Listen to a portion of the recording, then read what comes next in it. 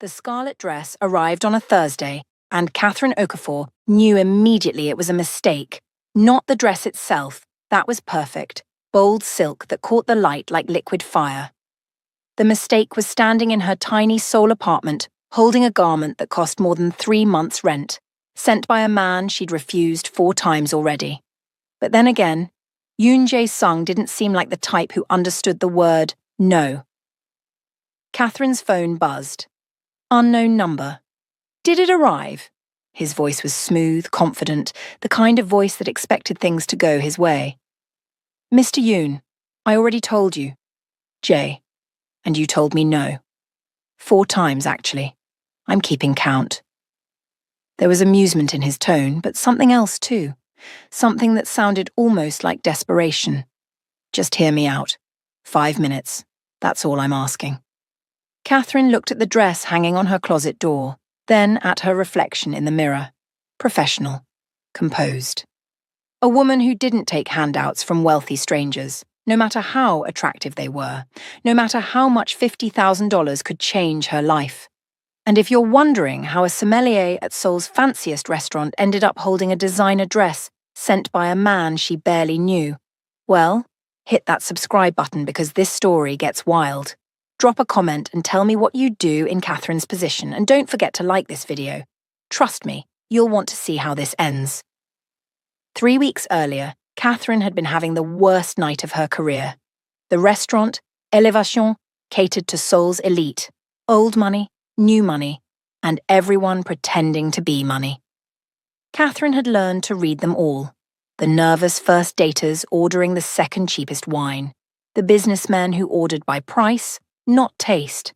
The women who knew exactly what they wanted and didn't need her help.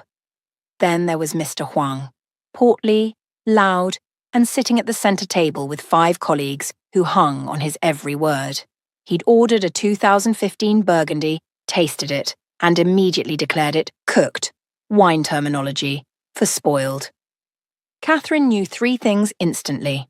1, the wine was perfect. 2, he was showing off for his table. And 3, he expected her to back down because that's what people like her did for people like him. Sir, I assure you the wine is... Are you questioning my palate? His voice carried across the dining room. Conversations paused. All eyes turned to watch the sommelier get put in her place. Catherine's smile never wavered. Not at all. I'm simply offering you an opportunity to demonstrate it. She returned moments later with 2 glasses, both filled with the same wine, both unlabeled. A blind tasting. If you can identify which is cooked, I'll personally refund your entire table's bill. The table went silent. Mr. Hwang's face reddened, but he was trapped. He tasted both glasses, swirled, sniffed, made a great show of contemplation. This one, he finally declared, pointing to the left glass. Definitely this one. Catherine nodded serenely. Interesting choice. That's actually the same wine from your bottle, sir. Both glasses are. The table erupted in poorly suppressed laughter. Mr. Hwang sputtered, but there was nothing he could say. He'd played himself. Catherine walked away with her head high and her professional mask firmly in place. It was only later, in the wine cellar after service ended, that she let herself feel the exhaustion. 3 years in Seoul. 3 years of smiling through casual racism and professional condescension. 3 years of being underestimated because of her accent, her background, her gender, her skin. 3 years of saving everyone toward opening her own consultancy, being her own boss, answering to no one. Her phone showed the current balance, $43,000 saved, still $32,000 short of her goal. A text from her mother in Lagos glowed on the screen. When are you coming home, NN? Catherine didn't reply. She couldn't tell her mother the truth, that home felt like a place she'd never quite belonged to, and Seoul felt like a place that would never quite accept her. She existed in the spaces between, and some days that felt like the loneliest place in the world. Impressive performance tonight. Catherine spun around. A man stood at the entrance to the wine cellar, tall, sharp-featured, wearing a suit that probably cost more than her entire wardrobe. She recognized him from dinner service. Table 12. He'd ordered the South African Chenin Blanc, which meant he either knew wine or had done his research. "The restaurant is closed, sir." "I know." I waited. He stepped closer, and Catherine instinctively catalogued her exits, but his body language was careful, non-threatening. "I'm Yoon Jae-sung. I saw what you did with Mr. Hwang. I was doing my job. No, you were putting an arrogant man in his place without him even realizing he'd been put there. That's art." He pulled out a business card, set it on the wine rack between them. "I have a proposition for you." Catherine didn't touch the card. "I'm not interested in propositions from strangers in wine cellars at midnight."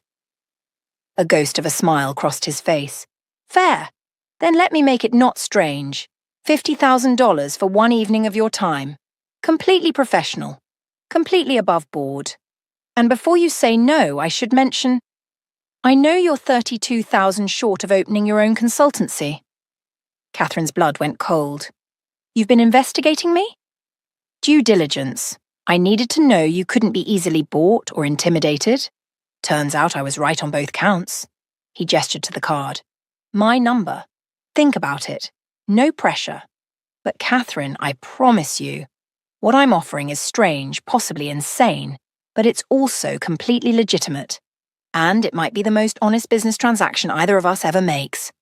He left before she could respond, his footsteps echoing up the cellar stairs. Catherine stared at the business card for a full minute before picking it up. Yoon Jae-sung, CEO, Yoon Capital. She knew that name. 6 months ago, it had been all over the news. Embezzlement scandal, investigation, public disgrace. His fiancée had left him. His company had nearly collapsed. Then, just as suddenly, he'd been cleared of all charges. The media had moved on, but the damage was done. A man who'd lost everything and somehow survived. Catherine pocketed the card and told herself she'd throw it away in the morning. She was lying, and she knew it. The first call came 2 days later. Catherine was at her regular coffee shop, the one with terrible Wi-Fi and amazing iced Americanos, trying to review wine distributor contracts. "Ms. Okafor, you didn't call." She should have hung up. Instead, she said, "You didn't leave me much reason to, Mr. Yoon. Jay, and how about this for a reason? My ex-fiancée is getting married in 3 weeks, to the son of the family that destroyed my reputation to cover their own crimes. The wedding is designed to be my public humiliation, proof that she upgraded, that I'm yesterday's news, that I'm broken." Catherine stirred her coffee, saying nothing.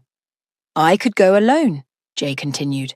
"Show up, smile, prove I'm fine. But that's what they expect, what they want. Confirmation that I'm still hung up on her, still bleeding from wounds they inflicted."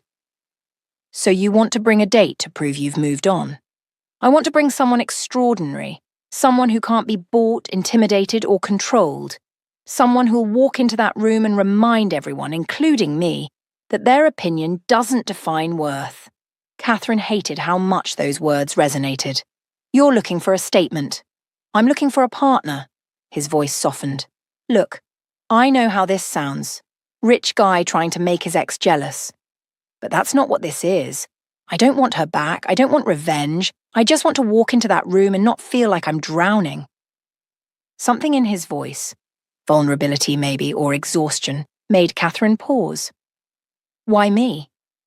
"Because yesterday I watched you dismantle a man's ego with nothing but grace and a blind wine tasting. Because you're brilliant and fearless and you don't play by their rules. Because when you smile, it's real. And in my world, nothing is real anymore." Catherine closed her eyes. This was insane. She knew it was insane.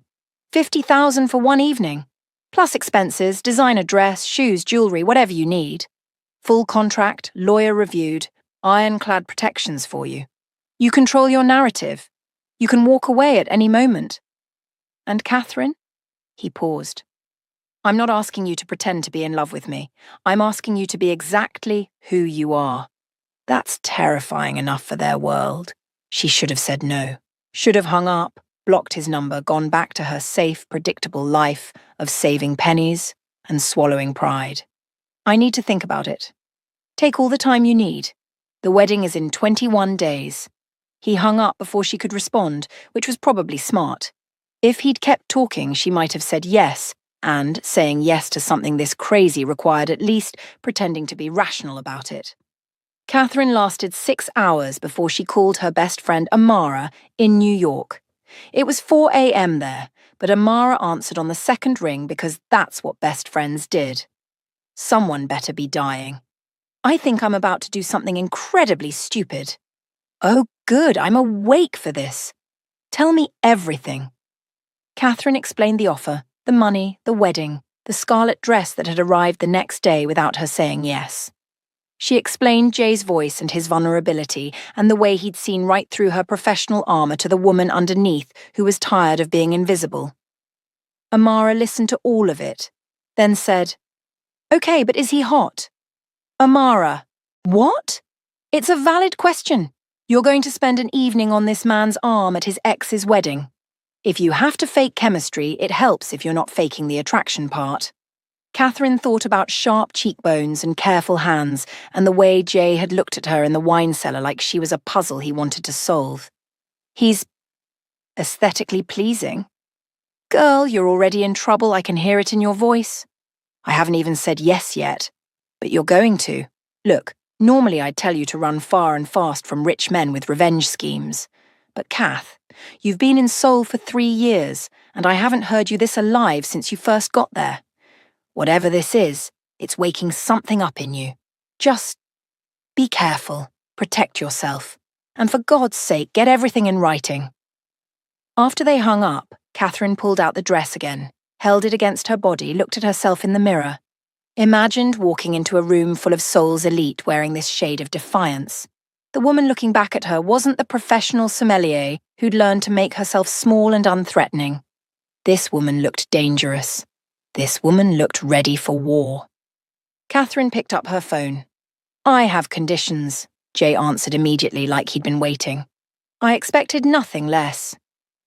They met the next day at the Seoul Museum of Art, walking through galleries of modern installations while negotiating the strangest contract Catherine had ever considered. 3 practice dates, Catherine said, stopping in front of a sculpture that looked like chaos frozen in metal. If we're supposed to be convincing, we need to build actual chemistry. I won't walk in there cold, Jay nodded. Agreed. What else? Full transparency about who will be at this wedding. I need to know the players, the dynamics, the potential landmines. I'm not walking into an ambush. Done. I'll have my assistant compile dossiers. Catherine turned to face him directly. And I control my own narrative. You don't speak for me. You don't explain me. If someone asks who I am or what I do, I answer. Clear? Crystal. His eyes met hers, dark and intense. Anything else? Yes. Catherine took a breath. I want to know the truth, not the sanitized version you think I want to hear. The real story. Why this wedding matters. Why you need me there. What you're really hoping to accomplish. Jay was quiet for a long moment, studying a painting of fractured light. When he finally spoke, his voice was raw. 6 months ago, Baek Seo-yeon was wearing my ring and planning our future. Then her family got caught laundering money through my company. Instead of facing consequences, they framed me, made it look like I was the one embezzling. Seo-yeon knew the truth and she chose them anyway. She left you. She destroyed me. Publicly, thoroughly, with precision. Then she got engaged to Choi Tae-jin, exactly 2 months later. His family's richer, more connected, more useful. The wedding isn't about love, it's about consolidating power. And inviting me? That's about putting a period on my humiliation, showing everyone I'm irrelevant. Catherine studied his profile. You could not go. I could. But that would confirm everything they want people to believe, that I'm bitter, broken, unable to move past her. I want to walk into that room and show them I have moved past her, that she's a chapter I've closed, not the story that defines me. And you think bringing me will accomplish that? Jay turned to face her. I think bringing you will remind me that their world isn't the only one that matters, that there are people who build things instead of inheriting them, who earn respect instead of buying it, who know the difference between price and value. He smiled, but it didn't quite reach his eyes. Plus, The look on Seoyeon's face when you walk in wearing that red dress. That'll be worth the price of admission. There it was, the revenge he'd denied wanting. Catherine appreciated the honesty. Okay, she said. I'll do it. But Jay, this doesn't make us friends. It makes us business partners. Don't confuse the performance with reality. Wouldn't dream of it. They shook hands. His grip was firm, warm, and lasted exactly 1 second longer than professional. Both of them noticed. Neither acknowledged it. If Catherine had known then what she knows now, that handshake was the beginning of the end of everything she thought she understood about herself. But hindsight is cruel that way. And if you're still watching, drop a like on this video because what happens next is absolutely unhinged. The first practice date happened 3 days later at Jay's penthouse. Catherine had expected wealth, but this was something else. Floor-to-ceiling windows overlooking Seoul, furniture that looked like art installations, a kitchen so pristine it had clearly never been used. The whole place felt like a museum, beautiful and cold and utterly lifeless. Jay greeted her in jeans and a sweater somehow more devastating casual than he'd been in a suit. Wine? I have a 2019 Stellenbosch Chenin Blanc. I think you'll appreciate. Catherine raised an eyebrow. You remembered. You seemed pleased when I ordered it at the restaurant. I pay attention. He poured 2 glasses and they settled into chairs that probably cost more than her entire apartment. The view was stunning, but Catherine found herself watching Jay instead. The way he held his glass, the tension in his shoulders, the careful way he seemed to be measuring every word before speaking. So, Jay began, we need a cover story. How we met, how long we've been together, the details that make it believable. For the next hour, they invented a relationship. Art gallery in New York 6 months ago. He was acquiring a sculpture. She was consulting on the gallery's wine program. They'd argued about a Rothko, found themselves having coffee to continue the debate, and somehow 3 hours had disappeared. Long distance at first, video calls and texts, then she'd relocated to Seoul 3 months ago. The lies came easily, which should have been a warning. They invented their first real date, a museum, champagne after. Their first fight. She'd called him pretentious about modern art. The moment he'd known he was falling for her, she'd laughed at something no one else found funny and the sound had undone him. We need a song, Catherine said. Couples have songs. God, do we have to? Seoyeon will ask. She'll test you on details like that. Jay thought about it. Billie Holiday. The very thought of you. It was playing at that fictional gallery. You knew all the words. Catherine felt something shift in her chest. That was her favourite song, the one her father used to play while cooking dinner, the one that meant home even when home felt complicated. How did you... Your social media. You posted about it 8 months ago. Quote, some songs don't just touch your soul, they remember it. He looked almost embarrassed. I told you I did my research. They kept building the fiction, and somewhere in the process it started feeling less like construction and more like excavation. The invented memories revealed real ones. When Jay described their fictional argument about art, Catherine found herself sharing her actual complicated relationship with her parents' expectations. When Catherine invented a story about them cooking together, Jay admitted he hadn't cooked a real meal since Seoyeon left. She used to plan everything, Jay said, staring into his wine. Every meal, every event, every moment of our lives. I thought it meant she cared. Turns out it meant she was in control. When the scandal hit and her family cut me loose, I realized I didn't know how to make a single decision without checking if it fit her vision first. Catherine set down her glass. That's not love. That's architecture. What's the difference? Love builds space for you to grow. Architecture just builds cages that look pretty. Jay looked at her then. Really looked. And Catherine felt exposed in a way that had nothing to do with clothing. Is that what happened to you? Someone tried to put you in a cage? More like a whole country. Catherine hadn't meant to say it, but the wine and the intimacy and his unexpected honesty had lowered her guard. My parents wanted me to be Nigerian. My classmates in America wanted me to be American. My colleagues here want me to be whatever makes them comfortable. I've spent so long trying to fit into other people's definitions that I forgot I could define myself. Is that why you want your own consultancy? Freedom? Freedom to be all of it. Nigerian, and American, and Korean, and none of those things. To be Catherine, whatever that means, without anyone's permission. She laughed, but it came out bitter. $50,000 says I'm still looking for that permission, though. From you, from this contract, from everyone but myself. They sat in silence, the city lights spreading below them like spilled diamonds.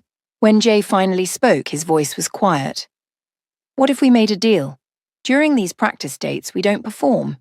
Not for each other. We just exist. No cages, no architecture. Just two people figuring out how to be honest. That's a terrible idea. We're supposed to be building a performance. The best performances are rooted in truth. And, Catherine, he turned to face her, I don't think I can spend 3 weeks lying to you and then walk into that wedding and be convincing. I need this to be real, even if it's temporary, even if it ends when the night does. Catherine should have left, should have recognized the danger of manufactured intimacy becoming actual connection. Should have remembered this was business, not friendship, definitely not anything else. Instead, she said, Okay, radical honesty. But Jay, when this ends, and it will end, we don't get to be surprised that it hurts. Deal? Deal. They shook hands again, and this time the contact lasted 3 seconds too long. Both noticed. This time they acknowledged it with awkward laughs and refilled wine glasses and careful repositioning in chairs that suddenly felt too close. Catherine left an hour later with a head full of wine and a chest full of feelings she absolutely could not afford. In the elevator down, she caught her reflection looking flushed and alive and terrified. It's just business, she whispered to herself. Just business. Her reflection didn't look convinced. The second practice date was supposed to be about the dress. Maison Quan was the kind of boutique that didn't advertise because if you had to ask, you couldn't afford it. The designer, Mrs. Quan herself, was an elegant woman in her 60s who looked at Catherine like she was assessing a particularly interesting canvas. Bold, Mrs. Quan said, presenting options. That's what you requested, but I'm seeing safe bold, acceptable bold. You want to make a statement? Let me show you a declaration. The scarlet dress wasn't just red, it was defiance made silk. Bias cut to skim every curve, backless in a way that demanded confidence, the kind of garment that didn't whisper elegance so much as announce it with trumpets. Catherine stepped out of the dressing room, and the world went very still. Jay was sitting in one of those uncomfortable designer chairs scrolling through his phone. When he looked up, his expression did something complicated. Surprise, then appreciation, then something that looked almost like fear. He stood up, shoved his hands in his pockets like he didn't trust them. That's not subtle. I'm not here to be subtle, Mrs. Quan smiled knowingly. The dress fits perfectly, but the neckline needs minor adjustment. May I? She approached Catherine, reaching for the strap, but Jay was suddenly there, closer than he'd been all day. I've got it. His fingers brushed Catherine's shoulder, and her breath caught. They were standing too close, eyes meeting in the three-way mirror, the whole boutique watching this moment stretch like taffy. You can adjust it yourself, Jay said quietly, but he didn't move. I know I can. So why am I still standing here? You tell me. The tension was thick enough to cut. Mrs. Quan was pretending to examine fabric samples across the room, and Catherine could feel her heartbeat in her throat. This was supposed to be business. Professional. A transaction with clear boundaries and clearer endings. Jay's fingers fixed the strap, the touch lasting exactly 2 seconds longer than necessary. There. Perfect. He stepped back, and Catherine could breathe again. We'll take it, Jay told Mrs. Quan, his voice carefully neutral. And Catherine chooses her own jewellery, whatever she wants. Mrs. Quan brought out options, elaborate diamond necklaces, statement pieces that screamed wealth. Catherine rejected them all and chose a simple gold chain with a single pearl. "That's it?" Jay asked. "You could have anything. The dress is the statement, everything else is just noise." Catherine met his eyes in the mirror. "I don't need borrowed wealth to feel valuable." Something in Jay's expression cracked open. "No, you really don't." They were interrupted by Mrs. Kwan's assistant calling about a photographer across the street. Through the window, Catherine could see someone with a telephoto lens pointed directly at the boutique. Jay's entire demeanor changed, the warmth vanishing, replaced by cold fury. "They're already watching." "Who?" "Seoyeon's people, making sure I'm actually bringing someone, documenting it, probably already running background checks on you." He pulled out his phone, jaw tight. "I need to make a call, excuse me." He stepped outside and Catherine watched through the window as he had what looked like a very tense conversation. When he came back, his expression was carefully blank. "I should have warned you. This isn't just about the wedding. This is about power and control and people who play very dirty games. If you want to back out, I'll understand. I'll still pay you for your time and—" "Stop!" Catherine cut him off. "I'm not backing out because someone's taking pictures. I'm not that fragile, Jay, but you need to tell me exactly what I'm walking into. No more partial truths. Everything." So he did. He told her about the evidence he had against Seoyeon's family. Documents, emails, proof of the money laundering they'd blamed him for. About how he could destroy them but chose not to because it would bankrupt the company and hurt innocent employees. About how Seoyeon knew he had this leverage and was daring him to use it, knowing he wouldn't. "The wedding is a power play," Jay explained. "She's showing me she's untouchable, that she can ruin my life, steal my reputation, marry someone richer, and I can't do anything about it because I'm too ethical to fight back the way they do." Catherine processed this. "So bringing me isn't about moving on. It's about showing her you're not broken." "Isn't that the same thing?" "No, moving on means you don't care what she thinks. This means you care very much what she thinks." Jay looked like she'd slapped him. Then he laughed, sharp and bitter. "You're right. God, you're absolutely right. I'm still letting her define my worth, still performing for her approval just in reverse. So why are we doing this? Really?" He was quiet for a long moment. "Because I want to walk into that room and remember who I was before she made me forget. And somehow being around you makes that easier. You don't let me hide. You don't let me perform. You see through all of it. And instead of being scared of what you find, you just accept it. I haven't felt that in years." Catherine's heart did something dangerous in her chest. This was too honest, too real, too close to actual feelings instead of professional boundaries. "We should go," she said, because staying felt like standing on a cliff edge in a windstorm.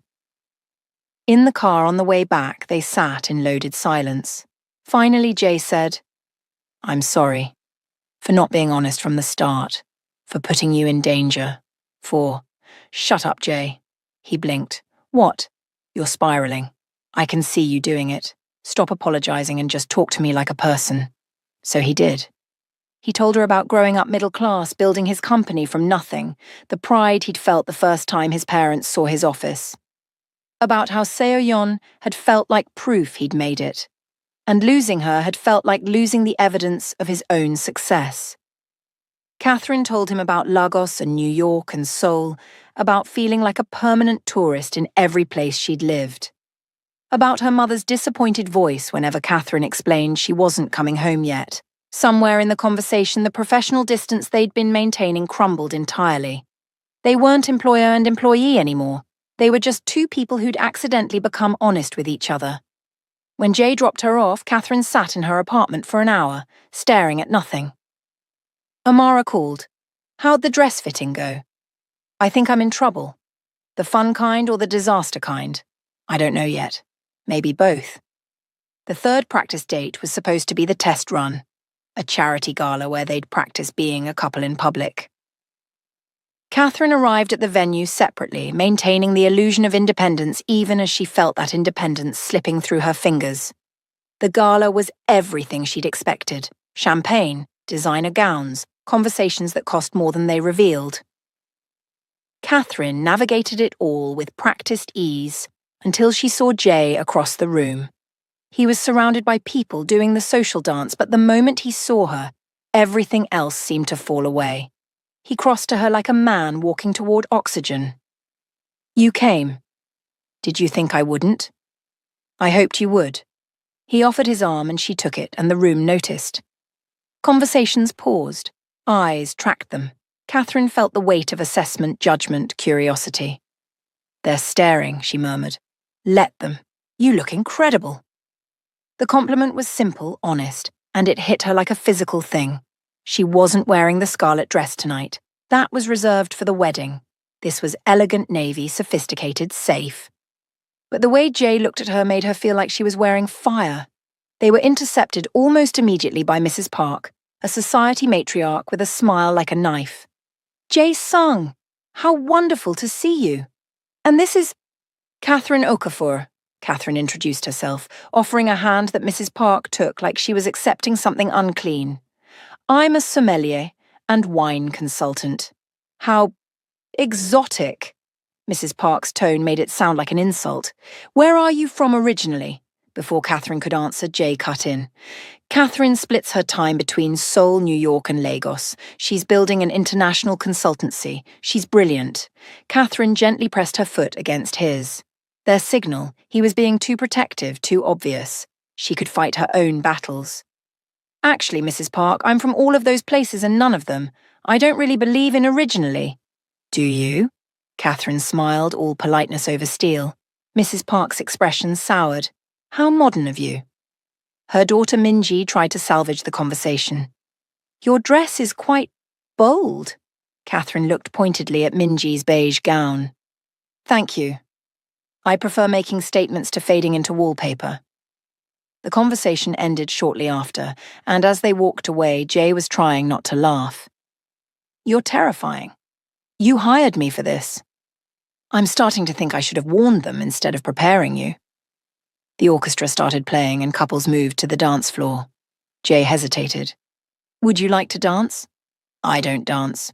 "You said that about socializing too, and you just eviscerated Mrs. Park with a smile." Catherine sighed. "Fine, but I'm terrible at it." She wasn't terrible. Her mother had insisted on lessons, and muscle memory took over as Jay led her into a waltz. They moved together easily, naturally, like they'd been doing this for years instead of weeks. "You lied," Jay said. "You're an excellent dancer." "I hate dancing." "You hate a lot of things you're good at." Catherine thought about that. "Maybe I hate that I was trained to be good at them, to be acceptable, marriageable, a credit to my family." She looked up at him. "Did you know my mother sent me to cotillion? In Lagos, because she wanted me to be able to move in any circle. As if the circles that matter can't be entered by skill alone. The circles that matter shouldn't exist at all." They turned, and Catherine caught sight of their reflection in the ballroom's mirrors. They looked like they belonged together, like a couple who'd been in love for months, not strangers performing a role. And that's when Catherine realized the truth she'd been avoiding. Somewhere between the first refusal and the scarlet dress and the radical honesty pact, this had stopped being a performance. The music shifted, bringing them closer. Jay's hand tightened on her waist, and Catherine's breath caught. They were surrounded by people, but it felt like they were alone. The world narrowed to just them, just this moment, just the space between breaths that felt like falling. "Catherine!" A voice cut through the moment like glass breaking. "Jay Sung!" How unexpected. They pulled apart. Standing there perfect in ice blue silk was Baek Seo-yeon. Next to her, looking bored and possessive, was Choi Tae-jin. Catherine had seen photos, but they didn't capture the cold perfection of Seo-yeon in person.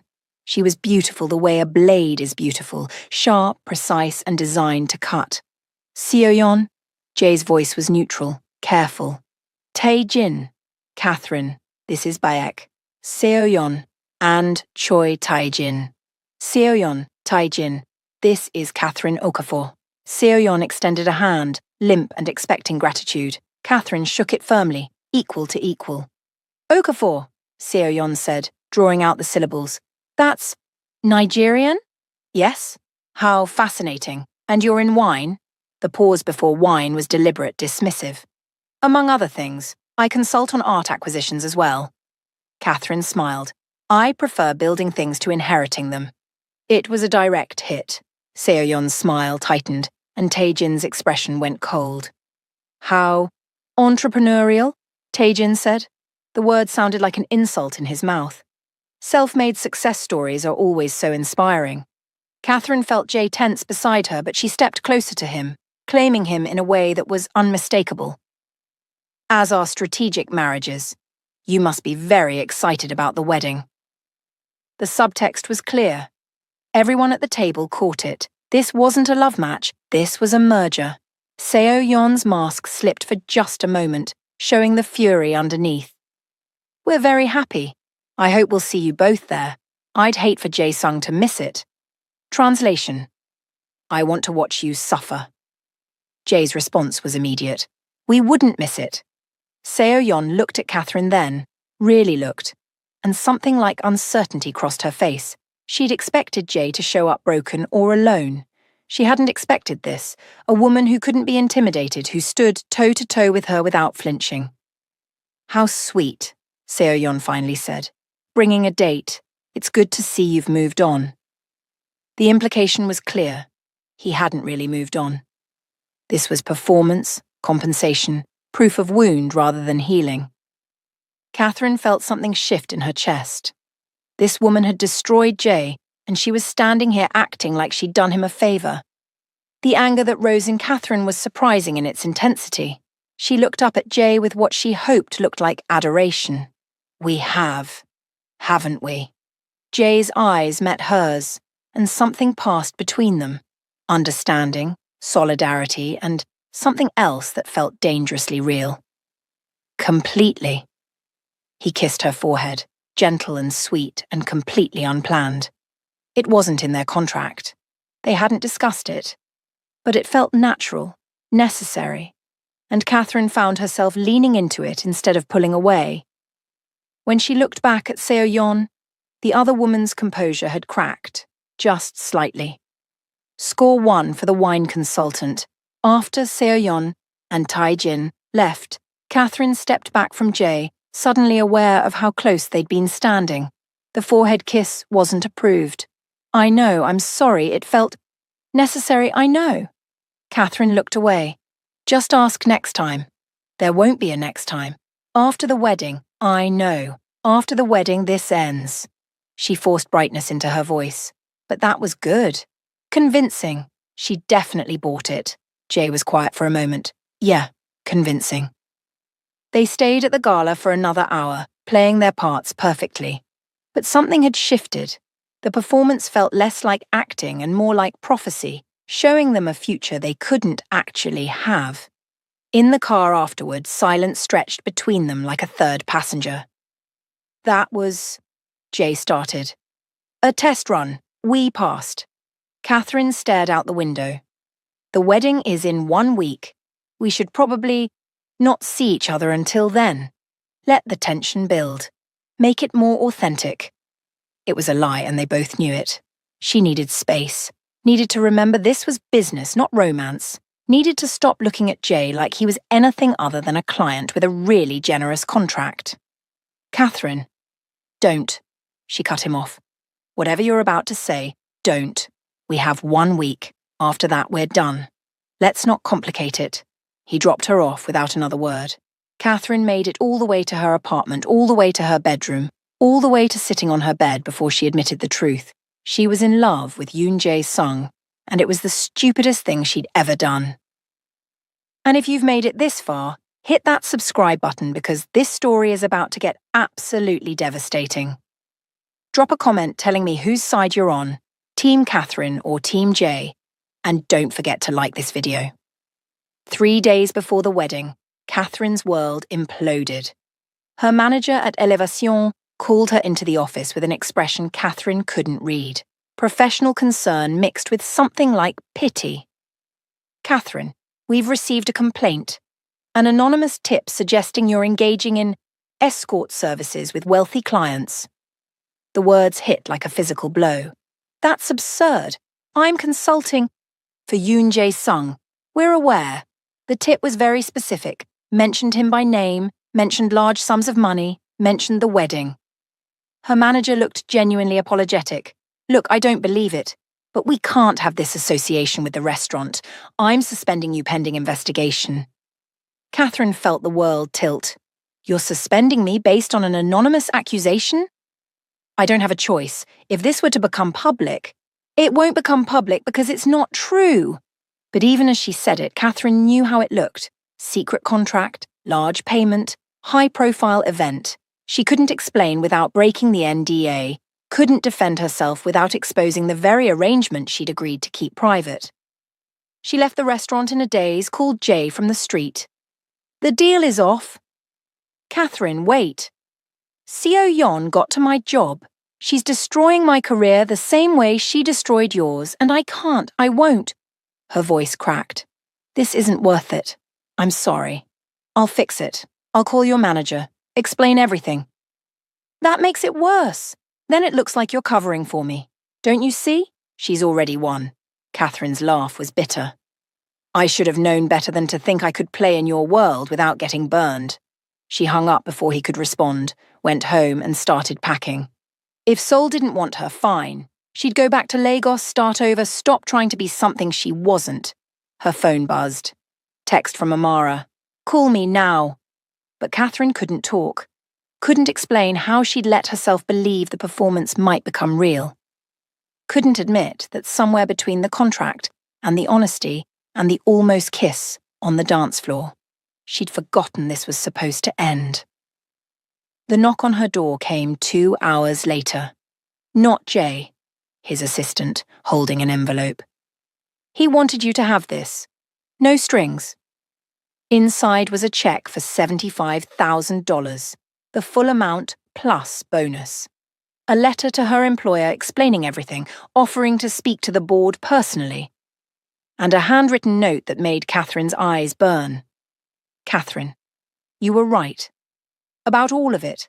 I hired you because I wanted to control the narrative. I wanted to use you as proof I'd moved on, but I haven't moved on.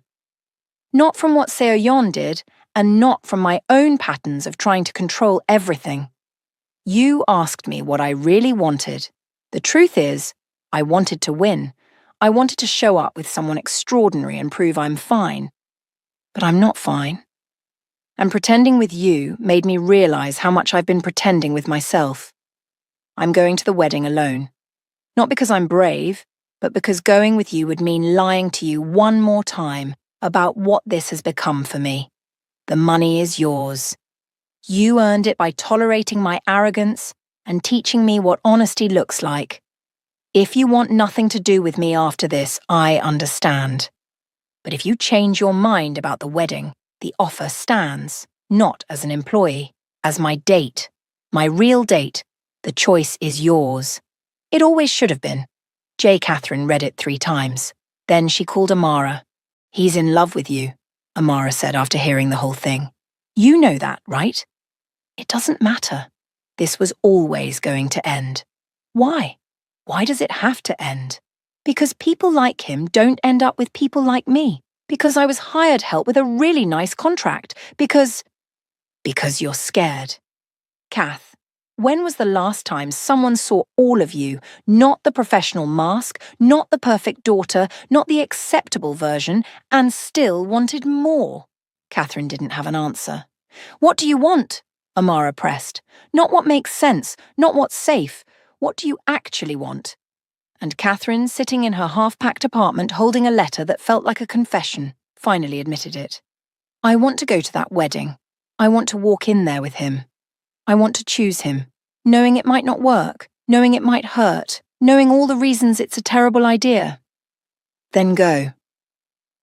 The night before the wedding, Catherine showed up at Jay's penthouse. He opened the door looking exhausted, beautiful, and completely surprised. You came.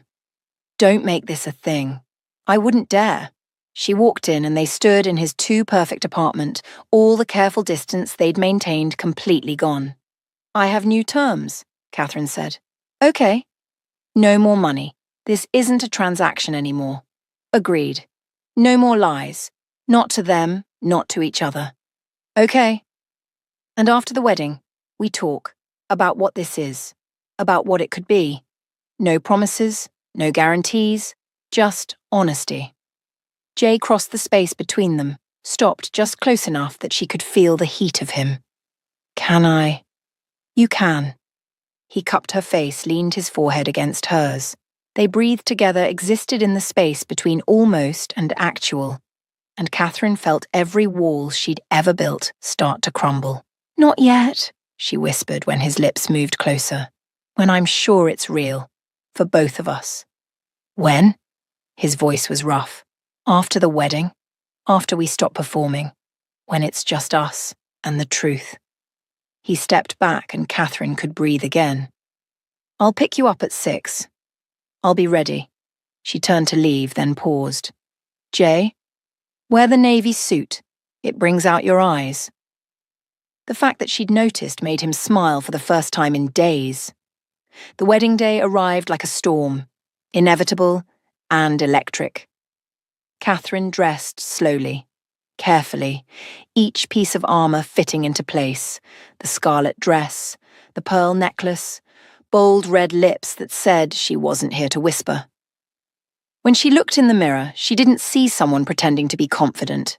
She saw someone who was done apologizing for taking up space.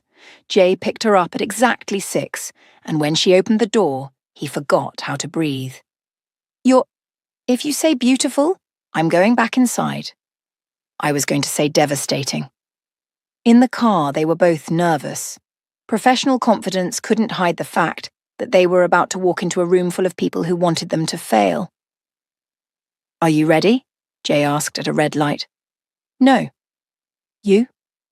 Not even close. Catherine took his hand. Good. Let's do it anyway. The Schiller Hotel was a monument to excess, crystal, gold, enough flowers to bankrupt a small country. Photographers lined the entrance. Seoul's elite arrived in cars that cost more than most houses. When Catherine stepped out in that scarlet dress, conversations actually stopped. Cameras flashed. People stared.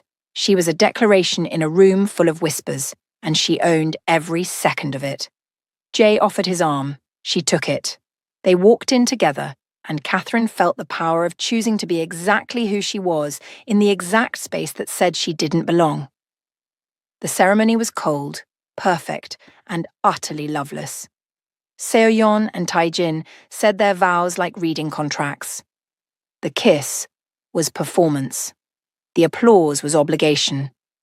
But when the toasts began, an awkward silence filled the room because no one actually wanted to celebrate this merger. Catherine did something that wasn't in any script. She stood up. The room went silent, all eyes on the woman in scarlet who'd already broken every rule just by existing there. And Catherine, looking directly at Seo-yeon, spoke the truth that this whole charade had been avoiding. I don't know the bride and groom well, but I can speak to love itself. Real love isn't negotiated like a business deal. It can't be performed for cameras. It's terrifying and honest, and it demands vulnerability when armor feels safer. Real love doesn't need 300 witnesses. It just needs 2 people brave enough to choose each other, even when it's inconvenient. Even when the world says it's a mistake. She raised her glass, looked at Jay. So here's to love. Real, imperfect, terrifying love. May we all be brave enough to recognize it? The silence was deafening. Then scattered applause. Seo-yeon's face was fury barely contained. Tae-jin stood, approached their table. That was quite a speech. Tell me, how much is he paying you? Before Jay could react, Catherine stood toe-to-toe with Tae-jin. You know what I've learned about wine? The expensive ones aren't always the best. Sometimes they're just old and bitter. Sometimes they're rotten inside, but no one notices until you pour them out. She smiled. You're corked, Mr. Choi, and everyone here knows it. What happened next was chaos. Tae-jin lunging, Jay intercepting, security moving in. But Catherine was already walking toward the exit, head high, Jay following. They didn't run. They left with dignity, together, while cameras flashed and Seoul's elite whispered. In the car, speeding away, they started laughing. The kind of laughter that's half hysteria, half relief, entirely honest. "I'm in love with you," Jay said, because apparently near violence makes people confess things. "I know it's too soon and too complicated, and this might not work, but I'm in love with you." Catherine told him to pull over. By the Han River, with city lights reflecting on water, she kissed him, desperate and real, and worth every risk she'd taken to get here. "This is crazy," she said between kisses. "Completely. We're going to crash and burn." "Probably." "Good," Catherine laughed. "I'd hate to be predictable." 6 months later, they're still figuring it out. Catherine's consultancy is thriving. Jay learned to cook. They fight about art and wine and whose turn it is to compromise. It's messy and honest, and nothing like the perfect performance they tried to create. And that scarlet dress? It's hanging in their shared closet, a reminder that sometimes the best things in life start with terrible ideas and end with choosing love over safety every single time. Thanks for watching. Hit subscribe if you believe in taking risks for love. Drop a comment telling me your craziest relationship story. And remember, the best performances are the ones where you forget you're performing at all.